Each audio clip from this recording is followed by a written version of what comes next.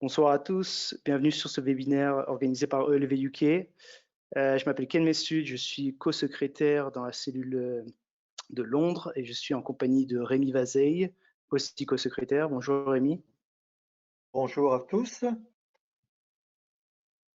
Et on a aussi la chance d'être accompagné par Vanessa Jérôme, donc politologue, docteur associé au CESSP, on va dire les choses correctement, et au passage spécialiste du Parti écologiste en France. Bonsoir. Bonsoir. Donc ce webinaire est organisé par le groupe ELV, comme je l'ai dit. Cependant, il n'est absolument pas réservé à des personnes membres du parti ou collaborateurs. C'est vraiment une initiative qu'on a voulu être ouverte au plus de monde possible. Et l'idée, c'est de revenir évidemment sur les municipales, l'enjeu, les votes qui a eu lieu et un peu bénéficier d'une analyse poussée donc de Vanessa Jérôme, qui s'y connaît plus que bien. Et donc, ce webinaire, les personnes en attendance, donc vous ne pouvez pas prendre la parole, mais par contre, vous avez la possibilité de poser des questions par écrit. Et on veut évidemment rendre ça le plus collaboratif possible. Donc, on a prévu 3 parties pendant ce webinaire et à la fin de chaque partie, on prendra le plus de questions possible pour essayer d'avoir le plus d'échanges avec Vanessa au cours de cette soirée. Et donc, je pense sans plus attendre, on peut passer au premier thème qui, pour le coup, a un petit peu changé. Donc, dans l'invitation, on avait annoncé donc Covid-19 et mobilisation de la jeunesse lors de la campagne électorale, quel impact sur le vote. Mais pour le coup, avec Vanessa, on a réfléchi, on s'est rendu compte qu'il fallait peut-être donner un peu plus de perspective historique sur comment dire, la construction de ce vote et qu'est-ce qui a amené à ce vote municipal depuis je pense que Vanessa, tu voulais revenir un peu plus tôt, à partir de 1900, enfin prendre un peu plus de perspective historique. Alors, bonsoir tout le monde. Merci beaucoup pour l'invitation. Je suis ravie de participer à cette séance ce soir, effectivement, pour essayer d'éclairer un petit peu avec à la fois profondeur historique et un peu de précision, le scrutin qui vient de se dérouler et puis ceux qui sont à venir. Alors pour commencer, en effet, Ken le disait, je pense que c'est bien de revenir un petit peu sur les séquences précédentes et de brosser un peu à grands traits la question de l'écologie politique en France, parce que ça permet de comprendre un petit peu pourquoi le Parti vert français a émergé et d'éclairer vraiment l'actualité. Quand on connaît un petit peu l'histoire de l'écologie politique, on se rend compte à quel point revenir sur l'histoire permet de comprendre le présent. Je voulais juste dire aussi que je ferai quelques petites incises bibliographiques parce qu'évidemment, on n'a pas le temps de parler de tout et d'approfondir de tout. Donc, j'ai prévu à côté une petite pile de bouquins et donc je les montre quand il y a besoin. Alors, pour commencer, oui, je crois que ce qu'il faut bien avoir en tête, parce que ça conditionne ensuite les rapports de force entre les partis politiques et la manière dont ils conçoivent et tentent de s'approprier l'écologie, je crois qu'il faut revenir sur un point important qui est qu'en France, ce serait le cas ailleurs, mais je vais vraiment me concentrer sur la France, l'écologisation de la société est à la fois lente, progressive et pas linéaire. Pour plein de raisons. D'abord parce que l'écologie s'est constituée beaucoup autour de la question de l'environnement, de la science certes, mais de la question environnementale. Je le précise parce que souvent on distingue entre environnementaliste et écologie, sachant qu'écologie ce serait plus large que les questions simplement d'environnement, mais aussi les questions économiques, les questions de société, etc.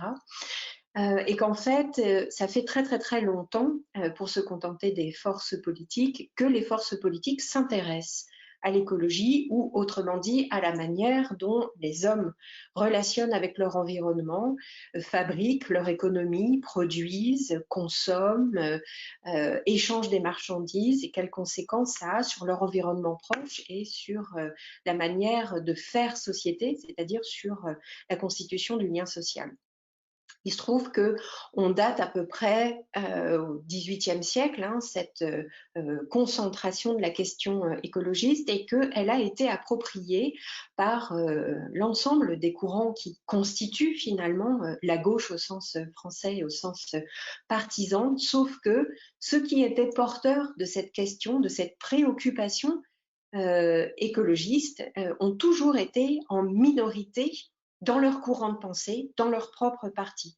Que ce soit, si on regarde la branche libérale, le libéralisme, le socialisme, le communisme, toutes ces idéologies, toutes ces influences politiques, ces groupes, y compris ces partis politiques constitués, ont toujours eu à l'intérieur des individus qui se sont souciés de l'impact de l'activité humaine sur l'environnement et sur les questions du lien social.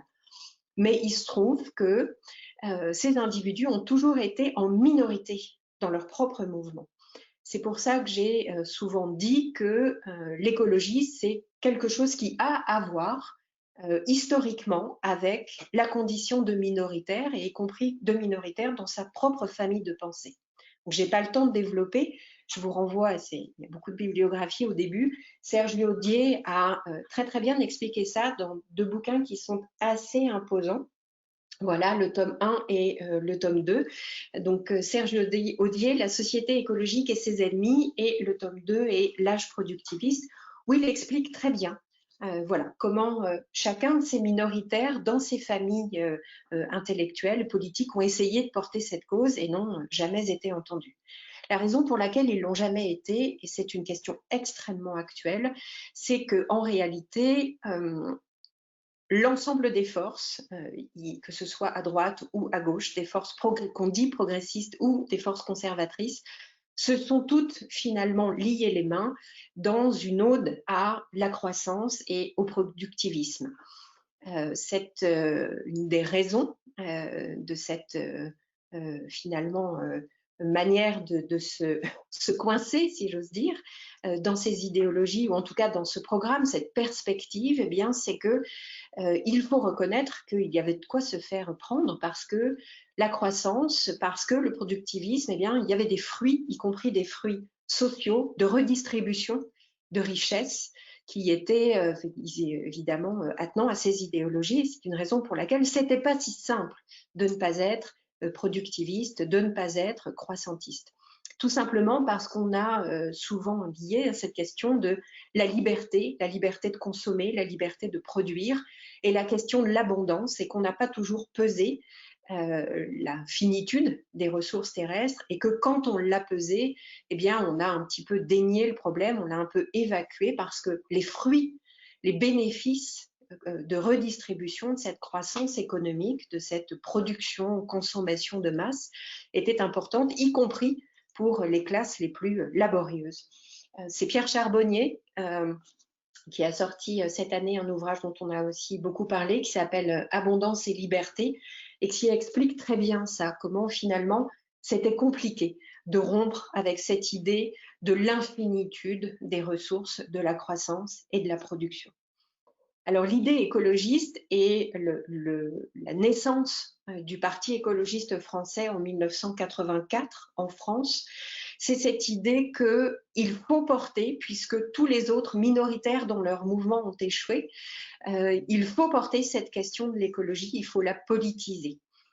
Alors, on pourrait remonter à très loin sur la séquence qui va en gros du renouveau de l'importance de cette question dans le champ politique en France autour des années 60, 70, on parle beaucoup de mai 68, jusqu'à la création du Parti vert en 1984. C'est une nébuleuse écologiste, très en ébullition, faite de 68ards, de libertaires, de catholiques de gauche, de féministes, d'alternatifs, de gens qui se sont plus ou moins attardés dans les gauchismes français, et voilà, qui forment une nébuleuse dont Alexis Vrignon a fait sa thèse, donc la naissance de l'écologie politique en France, une nébuleuse au cœur des années 68. Donc Alexis retrace cette renaissance finalement, cette politisation de la question écologique dans le champ politique français, jusqu'à la création du Parti vert en 1984, et qui est le moment où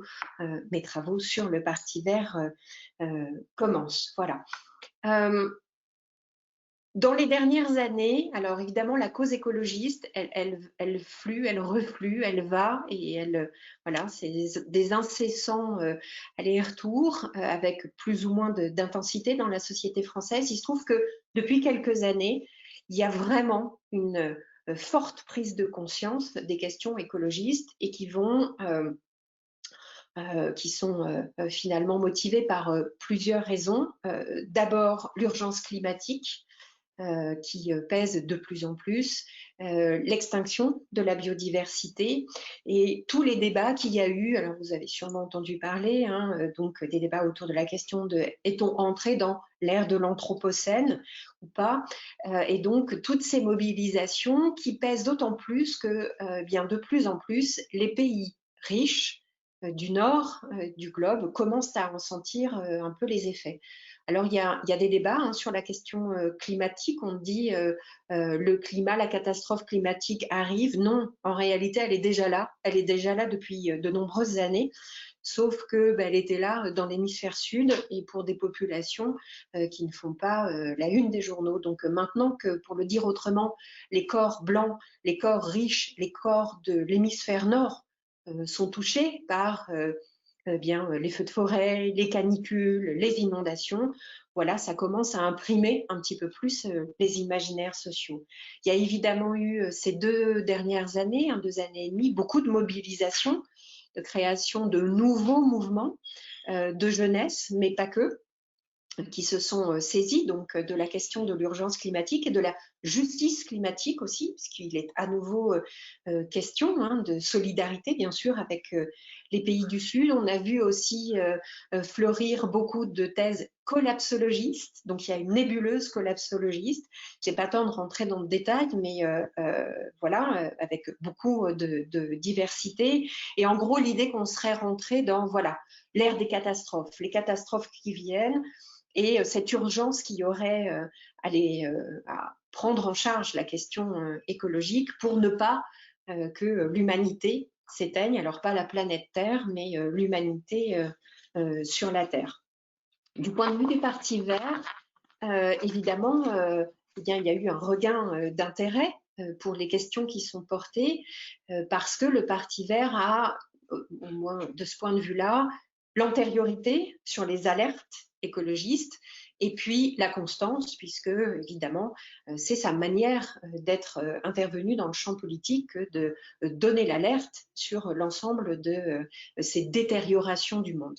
Je vous montre juste l'atlas de l'Anthropocène qui est sorti aux presses de Sciences Po, donc qui fait de manière cartographiée et donc très pédagogique un état de lieu de ces détériorations du monde. Il a été donc dirigé par François Gémen et Aleksandar Rankovic, et ça vous permet de vous mettre un petit peu à niveau, ou donc de revoir les questions qui se posent et qui nous préoccupent, densité de population, biodiversité, climat, etc. Parce que les écologistes et le Parti vert français est reconnu comme pionnier et constant sur ces questions, bien que ses scores aient toujours été en dents de scie depuis sa formation, ils sont très très très irréguliers, on est entré dans ce que certains appellent, même si j'aime pas beaucoup le terme, mais j'ai pas le temps de développer, la vague verte, et notamment aux dernières élections européennes donc de 2019, où le Parti vert a réalisé 13,14% des scores. Alors, c'était moins qu'en 2009, il faut relativiser. En 2009, ils avaient fait 16,28% des voix, mais voilà, ce qui est important sur ces élections européennes, c'est que pour la première fois, le Parti vert est devenu le premier parti de la gauche sur ces élections, et surtout le premier parti auprès des jeunes, donc des 18-25 ans, qui sont justement ceux qui se sont le plus mobilisés ces dernières années dans ces nouveaux mouvements dont je parlais pour commencer. Et du coup, voilà, pour terminer cette première partie-là, je voulais juste rajouter qu'il n'y a pas de cassure, même s'il y a une première enthousiasme électoral, il n'y a pas de cassure, il y a visiblement une prise de conscience de plus en plus continue, de plus en plus importante dans la société française sur ces questions écologistes, même si elles poussent sur fond d'autres mobilisations dont on a entendu parler ces dernières années aussi. Je pense notamment à la loi travail, au mouvement des Gilets jaunes, bien sûr, au mouvement MeToo, même si en politique, il n'a pas beaucoup pris. Hein, on s'en est rendu compte avec la nomination du dernier gouvernement, avec Gérald Darmanin. Et voilà, je referme la parenthèse. Il n'y a pas vraiment de MeToo en politique en France. On peut le regretter, bien sûr. Et puis ensuite, Black Lives Matter, qui a aussi poussé en France. Voilà, tout ça pour dire qu'il y a un contexte de recomposition politique, de forte mobilisation de mouvements sociaux avec des grosses conflictualités politiques ces dernières années en France, et que la question de l'écologie politique, eh bien, elle progresse aussi dans ce terreau très particulier de retour des luttes sociales et des retours des luttes citoyennes en politique. Merci beaucoup Vanessa pour ce retour historique. Je pense que c'est toujours important d'avoir un bon contexte pour commencer ce webinaire. Et personnellement, j'ai pris des notes aussi sur Serge Audier que je ne connaissais pas, du coup, bonne lecture à moi. Et peut-être pour revenir, pour lancer un peu, je rappelle pour ceux qui nous auraient rejoints en cours de route, vous avez la possibilité de poser des questions par écrit que je peux relayer à Vanessa, et peut-être que je peux commencer. Donc, tu as mentionné le scrutin des européennes. Moi, personnellement, après, ça se débat, mais je trouve que c'est un peu un scrutin désavoué en France, avec toujours un haut taux de non-vote, j'oublie mon français, de l'abstention.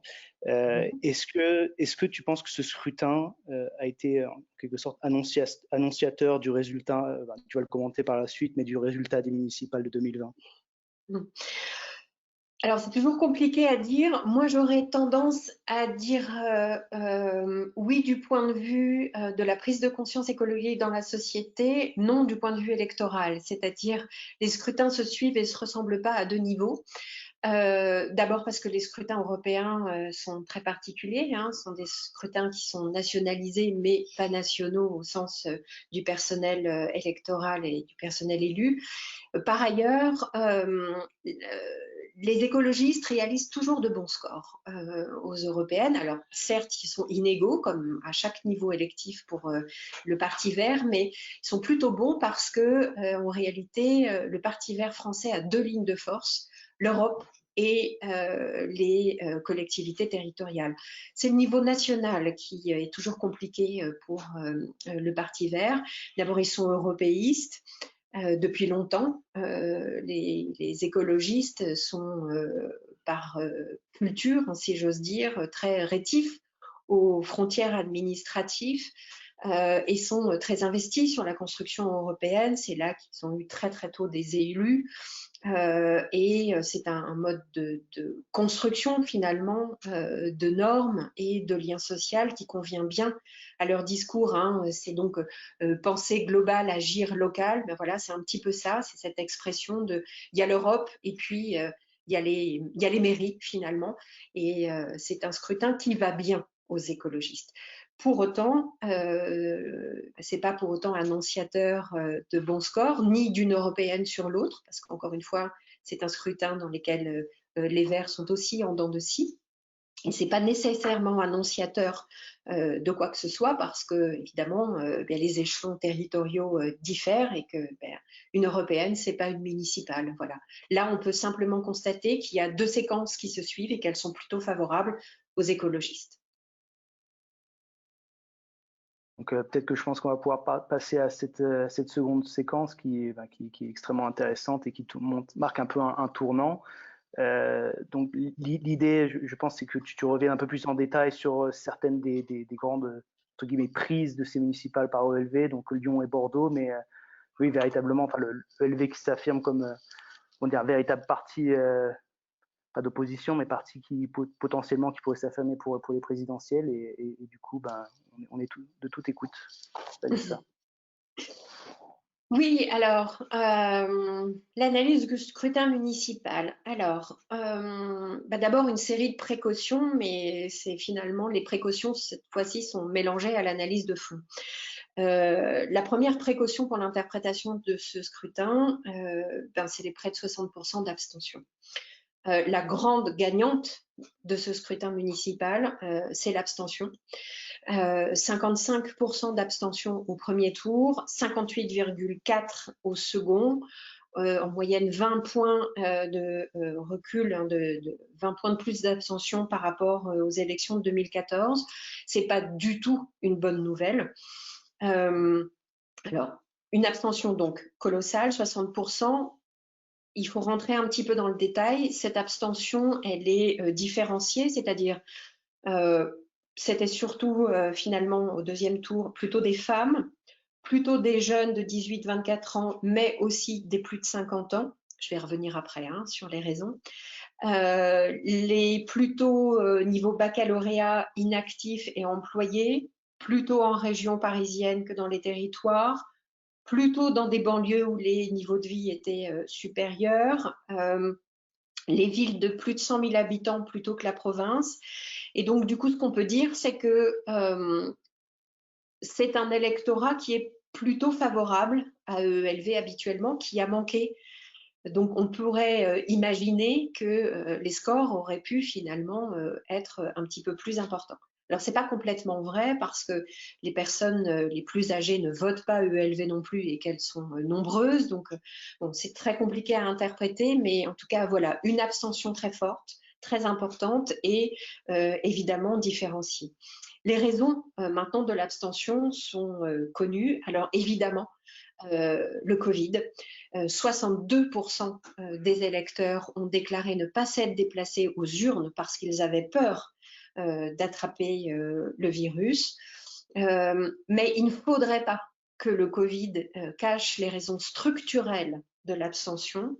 Quand on regarde un petit peu plus en détail, il y a aussi beaucoup de gens, donc autour de 17%, je dis toujours autour parce qu'en fonction des instituts de sondage, etc., les chiffres varient un peu, mais de gens qui pensent que ça ne change rien à leur vie d'aller voter ou pas, ou en tout cas le résultat des élections ne change rien à leur vie. Ensuite, des gens qui pensent que c'était simplement une manière de sanctionner le gouvernement et la politique d'Emmanuel Macron, mais que ça ne servait pas à grand-chose d'autre. Et du coup, on a à la fois dans cette abstention une abstention ponctuelle liée à la crise du Covid et une vraie lame de fond qui est une abstention structurelle qui met beaucoup en danger la démocratie en France. Une démocratie qu'on a parfois qualifiée démocratie de l'abstention. Notamment, je vous montre ce petit livre de Cécile Braconnier et Jean-Yves Dormagin, La démocratie de l'abstention, là, qui est sorti il y a quelques années et qui explique très bien que l'abstention, finalement, c'est une perte de confiance dans la démocratie représentative. On ne croit plus dans les élites, on ne croit plus dans les élus, mais pas seulement, on est aussi très mal inscrits. Les jeunes, notamment, sont toujours inscrits pour voter au domicile de leurs parents, alors qu'ils sont très mobiles, pour ceux notamment qui font des études et qui ne vivent pas dans la ville où ils sont censés voter. De gens qui ne s'inscrivent plus sur les listes électorales ou qui ne font pas leur changement d'adresse. Beaucoup de gens qui déclarent aussi voilà, ne plus faire confiance aux élites en raison des corruptions, des affaires sexuelles, etc. Donc un vrai décrochage dangereux pour la démocratie et d'autant plus dangereux que les élections municipales sont des élections que les Français apprécient plutôt, sont des élections de proximité qui sont très incarnées pendant la figure du maire. Voilà, donc évidemment, il y a le Covid, mais il ne faudrait pas se cacher derrière le Covid. Il faut réfléchir aux causes très structurelles de l'abstention et qui touchent beaucoup les jeunes et évidemment beaucoup les classes populaires qui décrochent complètement de la démocratie représentative. Tout ça pour dire que toutes tendances confondues, toutes couleurs partisanes confondues, eh bien, les maires qui ont été élus cette année sont les maires les plus mal élus de toute la Ve République, avec des taux de participation donc, qui sont assez infimes. Pour autant, 83% des maires et des conseils municipaux ont été réélus dès le premier tour. Vous vous en souvenez peut-être avec une prime aux sortants très importante. 2/3 des élus sortants ont été réélus à ce moment-là, ce qui indique que peut-être en période de crise et d'instabilité, on fait plutôt confiance à ceux qui ont déjà géré et qui connaissent bien la machine.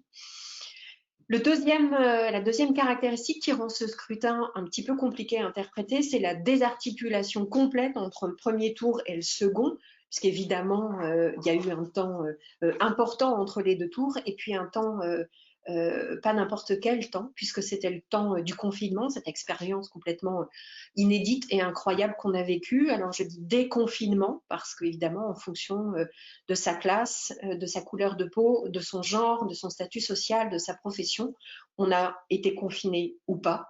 Beaucoup de gens ne l'ont pas été, parce qu'ils étaient dans les métiers essentiels. On a vu d'ailleurs les conséquences sur eux du Covid. Et puis dans les populations qui étaient confinées, eh bien évidemment, il y avait beaucoup de différences de vécu dans ces confinements. Un confinement dont les conséquences, d'ailleurs, à la fois économiques, sanitaires, sociales, psychologiques, ne sont pas terminées et pas toutes connues. Et je ne parle évidemment pas de la deuxième vague qui se profile peut-être. La troisième raison pour laquelle le scrutin est un peu compliqué à interpréter, c'est que, comme toujours, mais peut-être plus que jamais, le ministère de l'Intérieur a estampillé les listes d'une manière un peu obscure et approximative. Et que voilà, beaucoup de listes écologistes sont par exemple comptées dans les divers gauches, bon ça arrive souvent, mais voilà, il y a eu beaucoup de débats, hein. On pensait que La République en marche voulait un petit peu cacher les mauvais scores qu'elle anticipait, donc je ne reviens pas là-dessus sur ces polémiques, mais en tout cas l'estampillage des listes pose toujours problème. Et puis il y a eu cette année beaucoup de listes citoyennes. Alors, soit citoyennes pour de vrai, si j'ose dire, et d'autres citoyennes de manière un peu plus stratégiste, c'est-à-dire pour cacher une appartenance partisane, parce que les partis politiques n'ont pas la cote, je vous l'apprends pas. Voilà, dans les années 60-70, ne pas être dans un parti politique ou une orga d'extrême gauche, c'était ringard. Maintenant, à l'heure actuelle, c'est plutôt militer dans un parti politique qui est ringard. Donc, beaucoup de candidats avaient intérêt à cacher leurs appartenances partisanes et à se retrouver sous la bannière citoyenne. Alors, beaucoup de résultats manquent encore, notamment sur les petites communes, sur les conseillers municipaux. On n'a pas d'idée, par exemple, de combien de conseillers municipaux pour tel et tel parti ont été élus dans la majorité ou dans l'opposition. Donc, évidemment, je vais donner ici plutôt des grandes tendances. Alors, la première grande tendance, je vais essayer de ne pas être trop longue, c'est que globalement, au premier tour, il était très clair que bien la droite restait majoritaire en France. 46% des villes de plus de 10 000 habitants étaient de droite, alors qu'il était on avait 42% à gauche. Sur les villes de plus de 15 000 habitants, 141 étaient à droite, 98 étaient à gauche. Sur les plus de 20 000, 261 étaient à droite, 76 à gauche. Sachant qu'au deuxième tour, le gap, visiblement, la différence s'est un peu amoindrie, mais donc on aurait sur les villes de plus de 3 500 habitants, 34% de villes à droite et 35% de gauche. Ça a tendance à s'équilibrer, mais globalement, il semblerait que l'immense majorité des communes françaises soit en quantitatif restée malgré tout à droite. Au final, sur les villes les plus importantes, quelques chiffres qu'on peut retenir. Donc, 7 villes ont été conquises par les écologistes, 9 par la gauche, 5 par la droite, 15 restent à gauche, 14 restent à droite, dont Nice, Toulouse, Amiens, Le Havre, Reims. Mais la droite a perdu des villes importantes, hein, dont Marseille, qui est passée à l'écologie, Bordeaux à l'écologie, Nancy à la gauche, Annecy à l'écologie. Donc voilà, plutôt un rapport favorable à la droite, mais c'est moins clair sur le deuxième tour. Le Parti socialiste stabilise sa descente, conserve Paris, Lille. Alors, je précise qu'il y a un recours qui a été, des recours qui ont été déposés à Lille, mais en tout cas, Martine Aubry a été déclaré vainqueur à Lille. Dijon. Le PS a pris Nancy, Montpellier, Saint-Denis, Saint-Ouen, parfois au détriment du Parti communiste qui recule. Il a conservé la ville de Montreuil, il a gardé Corbeil-Essonnes, Bobigny, mais perdu y compris des villes historiques sur la ceinture rouge en Île-de-France. La France insoumise est sans véritable résultat en autonomie et le Front National a fait score très mauvais, à part évidemment Perpignan, qui est la grande ville tombée aux mains du Front National. Pour le reste, il reste Hénin-Beaumont, hein, qui est devenu un fief. Mais voilà, de très, très mauvais scores. L'autre grande tendance, c'est la féminisation des listes et des mairies, alors par la gauche, et à la fois plus de têtes de liste femmes et plus de maires élus. Sur les têtes de liste dans les villes de plus de 1000 habitants, on avait 23% de femmes, alors que c'était 17 en 2014, dont 32% pour la gauche. D'une manière générale, c'est la gauche qui est la plus exemplaire en matière de parité. Hein. La droite préfère payer des pénalités plutôt que de présenter des candidats, des candidates. Et à l'intérieur de la gauche, c'est EELV qui gagne toujours les meilleurs points en parité, puisqu'ils sont strictement paritaires depuis longtemps. Sur la masse globale des villes, la moitié des grandes villes sera donc maintenant dirigée par des femmes, dont évidemment Paris, Lille, Strasbourg, Nantes et Marseille. Sur la diversité, c'est à peine mieux, mais c'est pas encore terrible. Sur les personnes donc LGBT, un petit peu plus de candidatures, mais pas de grands chiffres. Une première femme transgenre a été élue, Mariko, à Thilloz-les-Marchiennes, dans le Nord. Un peu plus de personnes racisées, donc à qui on renvoie la question de la race quand on considère leur identité, surtout en Île-de-France, mais ça reste relativement faible. Et bien sûr, les catégories populaires sont toujours très sous-représentées. Autre particularité de ce scrutin, beaucoup de triangulaires, hein, notamment à Strasbourg, mais pas que, et beaucoup d'alliances à l'intérieur de la gauche, mais aussi des concurrences intra-gauche, notamment au premier tour. Je rappelle hein, que les Verts et le PS étaient opposés à Strasbourg, Lille, Grenoble, Poitiers, Toulouse, Dijon, et qu'ils étaient ensemble à Rennes, Le Mans, Nantes, Lyon, Tours, Toulouse, Paris. Donc voilà, des alliances à géométrie variable. Si on fait un focus maintenant spécifiquement sur l'écologie, avec toujours cette question problématique de l'étiquetage des listes, notamment parce que parfois ce sont des listes autonomes, parfois ce sont des listes en alliance avec d'autres partis de gauche, jamais d'alliance à droite, je le souligne. Un autre problème d'étiquetage qui est que la tête de liste est parfois EELV et parfois elle ne l'est pas, et qu'à l'intérieur de la galaxie écolo, les têtes de liste sont pas toujours distinguées entre EELV et leurs autres partenaires écologistes comme Génération Écologie, par exemple. Alors, néanmoins, les grandes leçons à tirer pour le Parti vert. Alors, premièrement, l'offre électorale du parti s'est beaucoup élargie.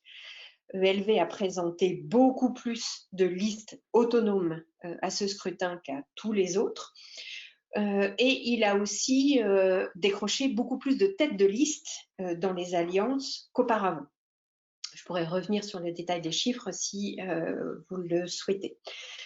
Le résultat en nombre de voix et en pourcentage de voix a aussi bien sûr été plus important, hein, puisque beaucoup de listes sont arrivées au premier tour en tête avec entre 20 et 30%, ce qui est un score important, sans compter qu'il y a eu des Verts qui ont été élus dès le premier tour. Je pense, alors dans deux cas de figure, je pense à des Verts qui ont été réélus, comme par exemple Jean-François Caron qui commence cette année son 4e mandat à Los Angeles. Je pense à Bègle qui a longtemps été dirigé par Noël Mamère et qui est resté donc écologiste puisque Noël Mamère avait passé le flambeau. Et puis des nouvelles villes comme Daniel Dambach par exemple à Schlichtigem qui a été élu au premier tour avec 54,5%. Autre point de force aussi, la réélection pour la première fois dans une ville de plus de 100 000 habitants d'un maire vert, c'est Éric Piolle à Grenoble. Alors il y avait déjà eu, les commentateurs l'ont parfois oublié, hein, une ville de plus de 100 000 habitants arrachée par une verte, c'était Dominique Voynet, la ville de Montreuil en 2008, mais elle n'avait pas été en situation de se représenter. Donc effectivement, Grenoble, de ce point de vue-là, est la première ville dans l'histoire verte, de ville donc de plus de 100 000 habitants où un vert a été réélu. Et puis la grande leçon, évidemment aussi, c'est que EELV décroche plus de villes et plus de grandes villes, voire des métropoles cette fois-là. Alors en Île-de-France, 5 villes ont été décrochées par EELV. On a beaucoup parlé de Colombes, voilà, parce que dans le 92, qui est un département très à droite, c'est une terre de mission, évidemment, mais pas que. Voilà, donc en Île-de-France, 5 villes, c'est pas mal, mais c'est pas les meilleurs scores. Les grandes villes sont bien sûr Bordeaux et Annecy, qui avaient eu que des maires de droite depuis 1947, donc la libération. Lyon, qui avait été gouverné par la droite jusqu'en 2001, puis ensuite par Gérard Collomb. Tours, qui est passé de la droite aux écologistes. Strasbourg, Poitiers, de la gauche aux écologistes. Marseille, alors Marseille est un cas un petit peu à part, puisqu'il y avait un candidat vert au premier tour et qu'il s'est rallié donc à maire ex-EELV, Michel Rubirola. Et puis Lille, il s'est passé très peu pour EELV, puisque je vous le disais tout à l'heure, il y a assez peu d'écart de voix pour que des recours aient été faits. Donc la leçon de ces décrochages de grandes villes et grandes villes emblématiques, c'est que le Parti vert français est devenu crédible pour gouverner sur les territoires, des territoires dans lesquels ils sont en réalité inscrits depuis longtemps, parce que même s'il y avait peu de fiefs, eh bien, ou qu'ils étaient parfois, le plus souvent minoritaires dans des majorités composites de gauche, eh bien, en réalité, les Verts sont inscrits depuis très longtemps dans les territoires. Je pense notamment à une séquence qui était les municipales de 2001 et les régionales de 2004, où ils avaient eu aussi beaucoup d'élus. Donc, ça fait très longtemps que l'écologie des territoires existe et qu'elle fabrique des politiques publiques et qu'elle gouverne dans les régions, même si ça ne se voit pas beaucoup parce que la France a toujours le nez, un pays très centralisé, très jacobin, toujours sur les gouvernements, les ministres et puis les parlementaires. Ça veut dire que désormais, en plus de Bègles, donc 185 000 habitants, et Grenoble, plus d'1,7 million d'administrés sont désormais gouvernés par des maires écologistes. Cette percée des listes EELV s'est faite au détriment de qui? Eh bien, de la droite aux écologistes pour 6 villes, de la gauche aux écologistes pour 5 villes. Vous voyez que, en gros, les poussées de EELV, eh bien, finalement, EELV mord aussi bien sur la droite que sur la gauche. Parfois même un peu plus sur la gauche que sur la droite. Au premier tour, les scores étaient meilleurs, les scores des écologistes étaient meilleurs quand le sortant était un socialiste. Donc ça pose une vraie question sur laquelle on reviendra, qui est la question de la bataille pour le leadership à l'intérieur de la gauche. Voilà. Ce qu'il faut savoir, c'est que aucune des villes qui étaient gouvernées par des écologistes n'ont été perdues au profit de la droite. Donc ça dit quelque chose de l'orientation et de l'inscription du Parti vert français à gauche de l'échiquier politique, et y compris de ses électeurs. On a beaucoup fait de contresens parce qu'on a cette histoire que le Parti vert a commencé par être ni-ni à l'époque d'Antoine Wechter. C'était pas ni droite ni gauche, il faut toujours leur préciser, c'était ni productivisme de droite, ni productivisme de gauche, raison pour laquelle j'avais commencé mon intervention avec cette histoire de productivisme et de croissantisme depuis le XVIIIe siècle. Voilà, c'était une manière de se démarquer plus que de la droite et de la gauche, mais de ces productivismes finalement unanimes.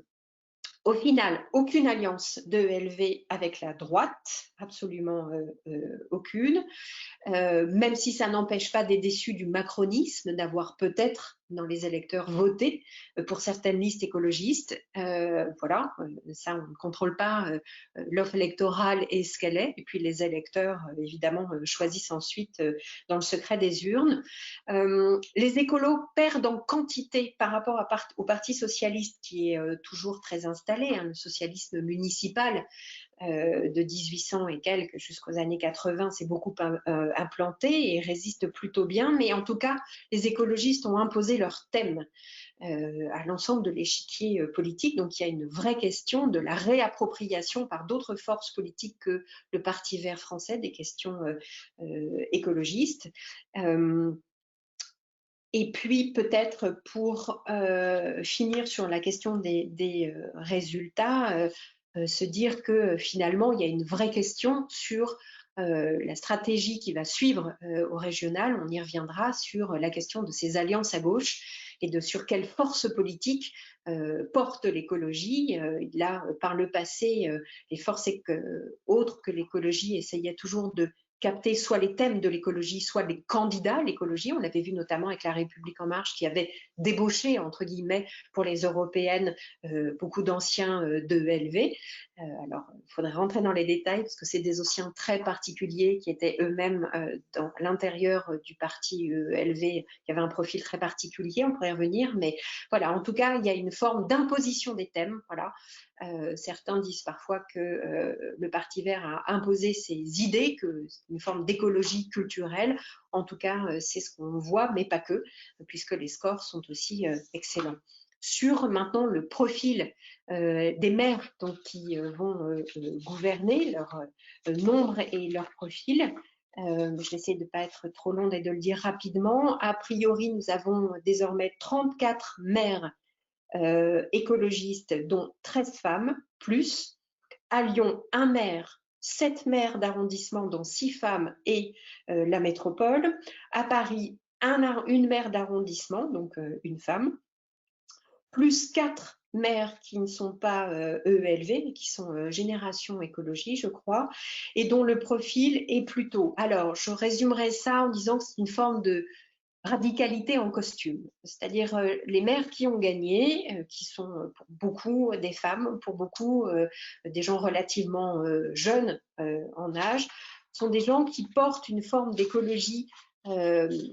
Alors, radical est toujours un mot qui pose problème. En tout cas, sans concession sur la question de l'urgence et sur le temps qu'on a pour réaliser ce qu'on appelle parfois la transition écologique des territoires, et qui sont à la fois des novices, plus novices en politique. Il y a très très peu de vieux routiers de la politique.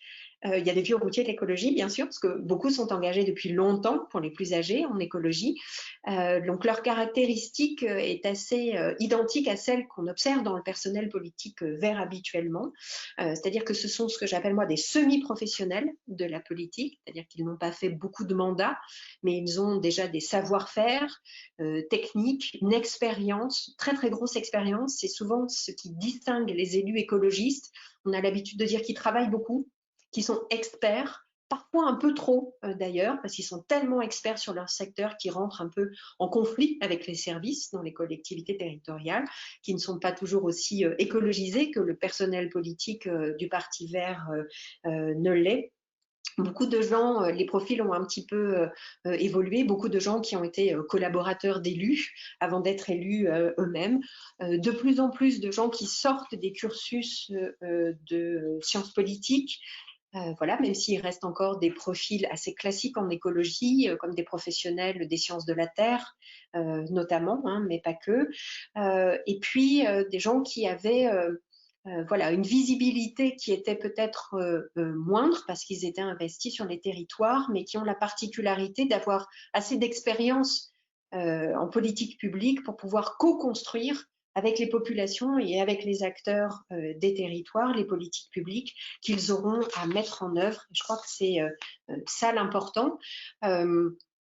Des politiques publiques qui vont être un petit peu complexes. Il faut voir un petit peu, alors c'est pas les fameux 100 jours, 100 premiers jours du mandat, mais voir comment ils vont un petit peu s'en sortir, parce que quand on arrive dans une mairie, on hérite souvent de dossiers qui étaient déjà dans les tuyaux, comme on dit, qui étaient portés dans les services, d'autres qui sont déjà bien avancés et que peut-être on peut stopper ou réaménager, et puis d'autres qui sont des dossiers qui sont vraiment écologistes dans l'âme et dans la lettre et dans la forme, et qui sont à la fois symboliques et structurants, et les maires verts vont bien sûr être jugés sur l'ensemble de ces dossiers, dont ils n'auront pas nécessairement l'entière maîtrise, puisqu'ils vont aussi avoir à gouverner des majorités plurielles, et que c'est pas le tout d'avoir un maire vert, il faut encore qu'il puisse faire voter par sa majorité ses délibérations et faire ensuite accepter ses politiques publiques par les populations avec lesquelles ils auront plus ou moins co-construit ces politiques publiques. Donc,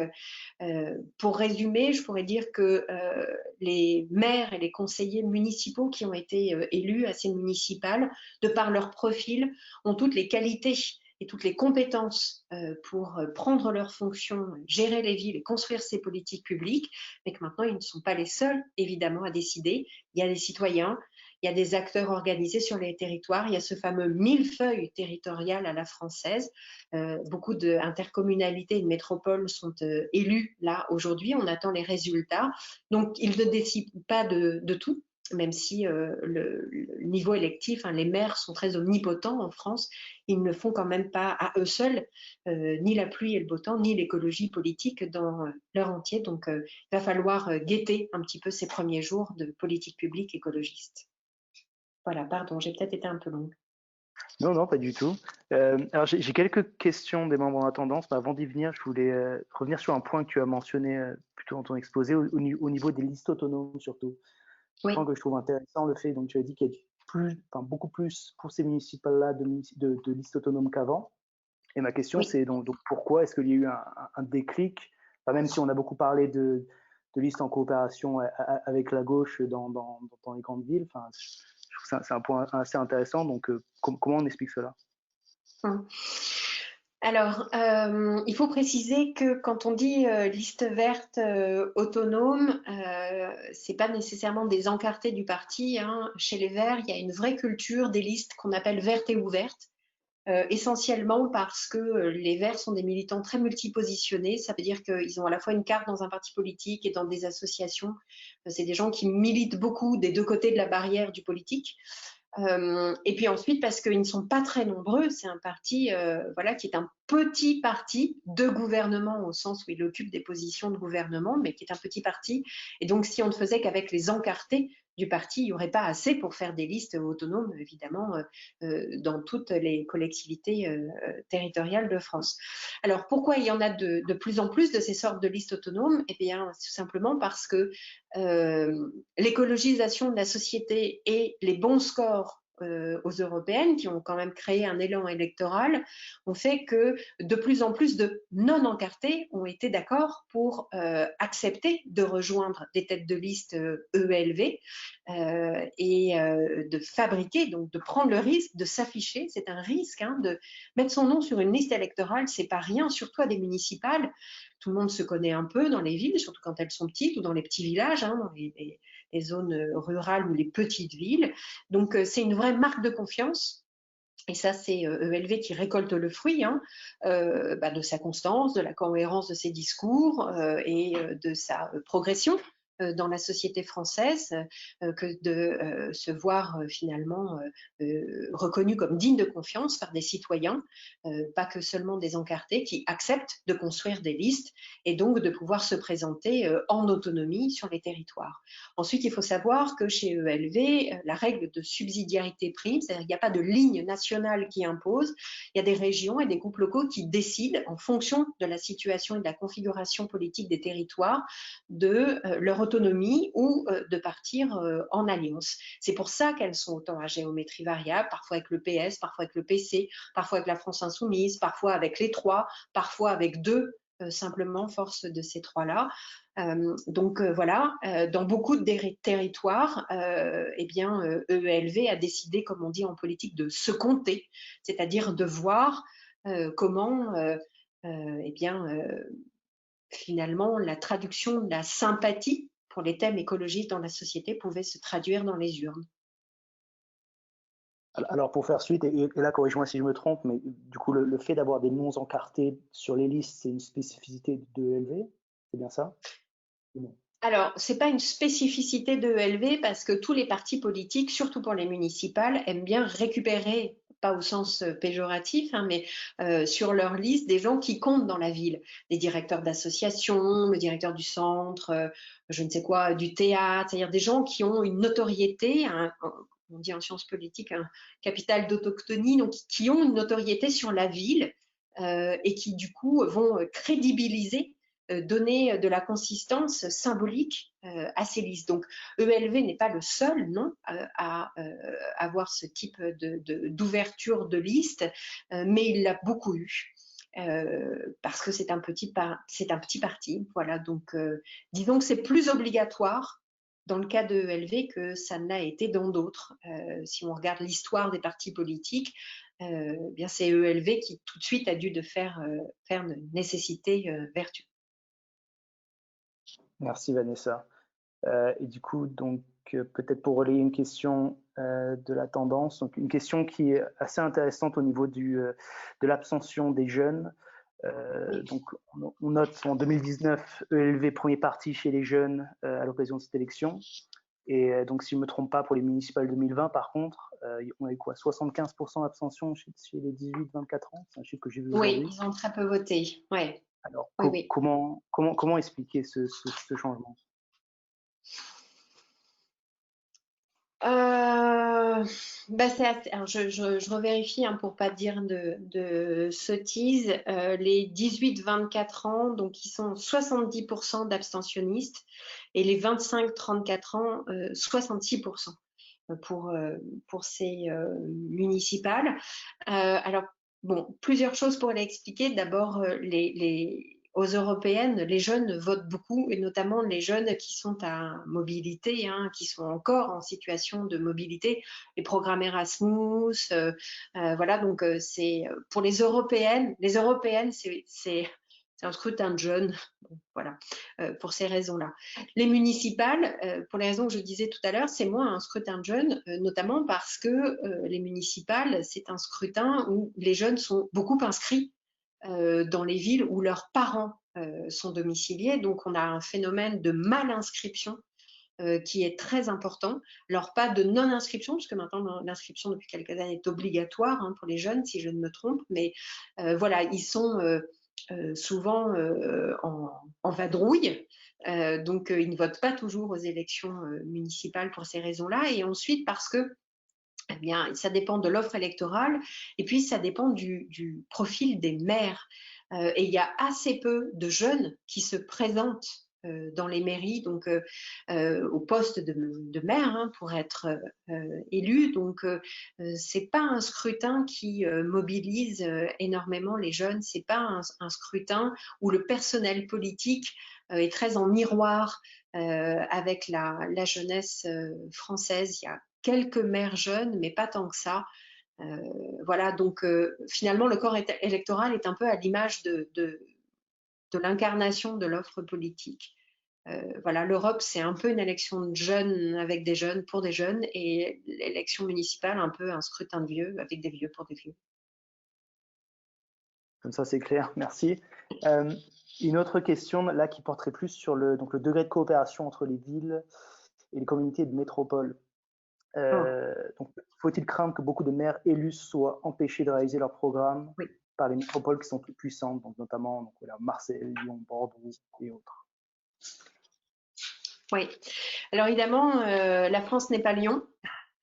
Et là, du coup, oui, on va avoir effectivement, on va avoir un souci parce que beaucoup de communes ont perdu la main sur les communes ont perdu la main sur beaucoup de politiques publiques ces dernières années, hein, qui ont été transférées aux intercommunalités et aux métropoles. On va se retrouver dans beaucoup de cas, hein, dans des situations un peu ubuesques où on va avoir parfois beaucoup de villes de gauche avec une majorité finalement interco de droite ou l'inverse. Il va y avoir des effets différenciés. On imagine bien que sur les petites intercommunalités rurales qui sont mises ensemble pour partager notamment les grands équipements comme les piscines, les conservatoires, voilà, ce genre d'équipements qui coûtent cher à entretenir, ça va évidemment pas avoir le même effet que sur Paris.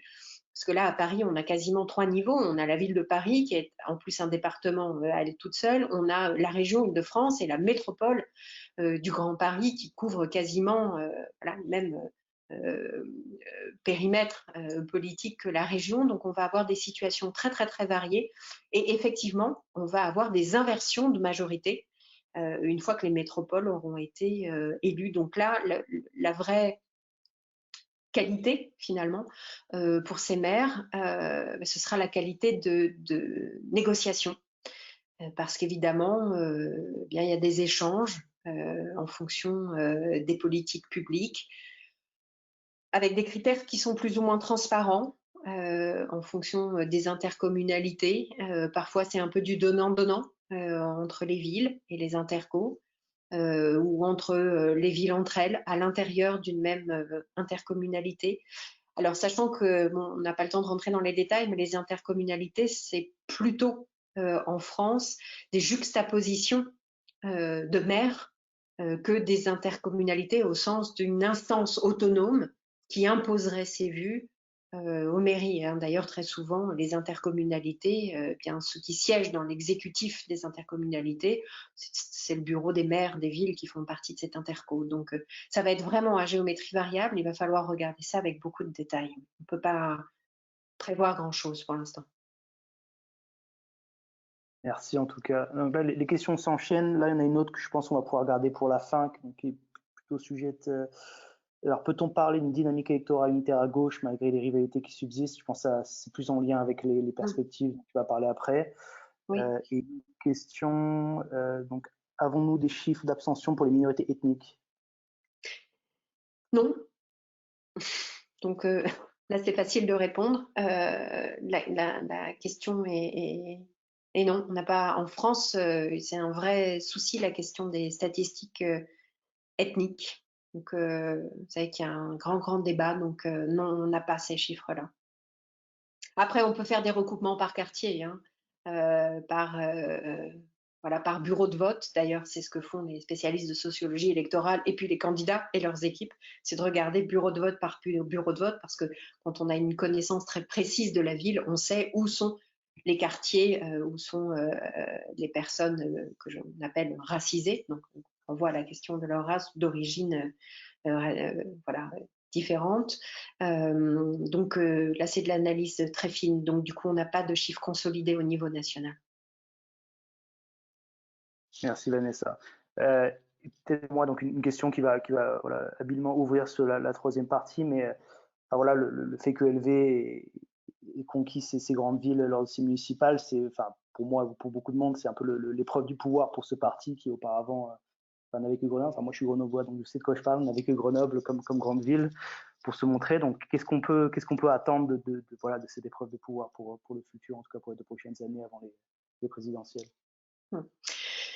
Alors, il faut peut-être revenir 2 secondes sur la stratégie qui était celle du parti et qu'elle a affichée depuis 2016, et l'élection de David Cormand au poste de secrétaire national, et puis Julien Bayou a perpétué cette stratégie qui était une stratégie en 2 temps plus 1. 2 temps, c'est-à-dire une stratégie de conquête du pouvoir par les territoires. En 2 temps, premièrement les municipales cette année, deuxièmement les régionales sénatoriales l'année prochaine, puis 2022 la présidentielle. Alors maintenant, il y a une interrogation.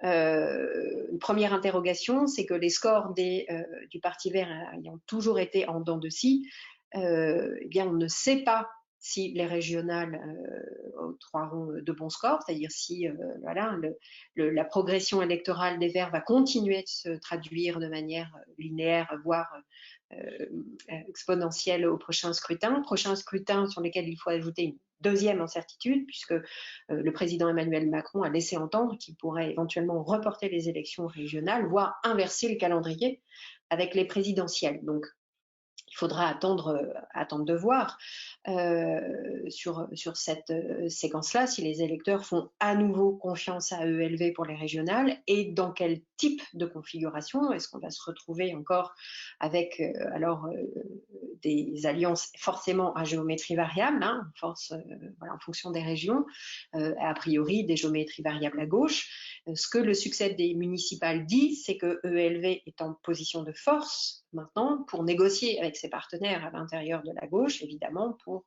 se partager entre guillemets, les régionales en fonction des régions qui semblent gagnables, voilà, pour la gauche. Ça, c'est le premier point. Le deuxième point, c'est que l'indicateur de ces municipales, c'est que l'écologie, maintenant, ça fait des voix. Et que c'est devenu de plus en plus dangereux pour les autres forces politiques que le Parti vert et que les partis de gauche d'ignorer cette puissance électorale et que, bien sûr, je disais il y a quelque temps, la guerre pour l'écologie ne fait que commencer. En fait, elle commence maintenant. Ça fait un moment que l'écologie essaie d'être, voilà, que les forces politiques essaient de se réapproprier leurs racines écologistes ou d'en inventer ou d'en construire. La bataille va faire rage, tout le monde va se dire écolo. Et on va se retrouver dans une situation où il va falloir convaincre des électeurs, distribuer des brevets d'écologie. Et ça, c'est toujours une chose qui a divisé, notamment à l'intérieur du camp de la gauche. On le voit d'ailleurs déjà, hein, tout le monde tire la couverture un peu à soi. Les EELV disaient on veut construire l'écologie, on ne veut pas s'occuper de reconstruire la vieille gauche, entre guillemets. Finalement, ils ont fait les deux dans ces municipales. Les socialistes parlent maintenant de bloc social-écologiste. On voit très bien comment dans les vocabulaires, le rapport de pouvoir voilà, rapport de force essaie de se construire. C'est soit de l'écologie sociale, soit de la social-écologie. Ça dépend comment, voilà, de quel point de vue on se place. Ce que ça dit, en tout cas, ce que ce scrutin dit et qu'on peut projeter, c'est que l'écologie gagne rarement seule, que la gauche gagne rarement seule, et ça donne sûrement des perspectives non seulement pour les régionales, mais pour les présidentielles qui viennent.